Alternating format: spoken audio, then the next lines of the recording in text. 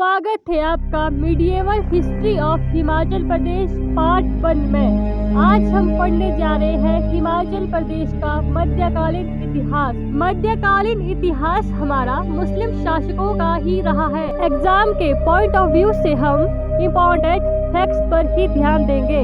सबसे पहले बात करते हैं महमूद गजनी की। 1009 ईस्वी में महमूद गजनी ने पेशावर के निकट राजा अनंतपाल को हराया था।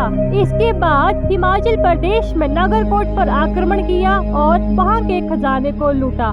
नगरकोट उस समय कांगड़ा राज्य की राजधानी थी।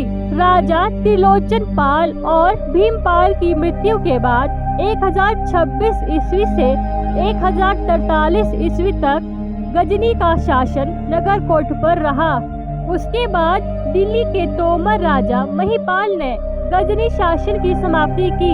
1025 ईस्वी में इसने गुजरात के सोमनाथ मंदिर को लूटा। इसके बारे में हम इंडियन हिस्ट्री की वीडियो में डिटेल में बात करेंगे। इसके बाद मोहम्मद गौरी ने 1173 ईस्वी में भारत पर आक्रमण किया। इसने पहाड़ी राज्य पर ज्यादा ध्यान नहीं दिया, इसीलिए इसका हिमाचल हिस्ट्री में ज्यादा योगदान नहीं रहा है। इसके बाद तुगलक वंश था जिसने हिमाचल की ओर अपने कदम बढ़ाए। तुगलक वंश के शासक मोहम्मद बिन तुगलक ने 1337 ईस्वी में नगरकोट के राजा पृथ्वीचंद को हराने के लिए सेना भेजी। चिराग ए फिरोज शाही के अनुसार नगरकोट पर आक्रमण करते समय उसने अपनी उदारता बताते हुए ज्वालामुखी मंदिर को कोई नुकसान नहीं पहुंचाया। दूसरा तुगलक शासक फिरोज शाह तुगलक था, जिसके समय कांगड़ा का राजा रूपचंद था। कांगड़ा का राजा रूपचंद दिल्ली तक के क्षेत्र में आक्रमण करके लूट मचाता है। इससे क्रोधित होकर फिरोज शाह तुगलक ने 1360-61 ईस्वी में नगरकोट कांगड़ा पर आक्रमण किया। आक्रमण के बाद रूपचंद और फिरोज शाह तुगलक के बीच समझौता हो गया। 1365 ईस्वी में फिरोज शाह तुगलक ज्वालामुखी गया। वहां से 1300 संस्कृत किताबें अनुवाद के लिए अपने साथ ले गया।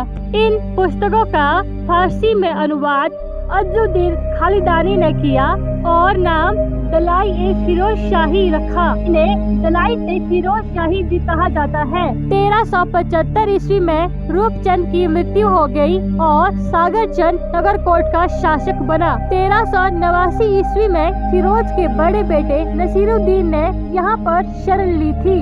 नसीरुद्दीन तुगलक के समय मंगोल के आक्रमणकारी तैमूर लंग ने 1398 ईस्वी में भारत पर आक्रमण किया। इसने भी शिवालिक की पहाड़ियों तक अपना कब्जा कर लिया था। इसके समय कांगड़ा का राजा मेघचंद था। इसने कई नगरों को लूटा, जलाया और भारी जनहानि की। इसने दिल्ली पर कब्जा करके भयंकर नरसंहार किया। अंत में वह लूट मार करके वापस चला गया। हिस्टोरिकल फैक्ट्स को जानने के लिए MSR इनसाइट को लाइक, कमेंट, शेयर, सब्सक्राइब करें।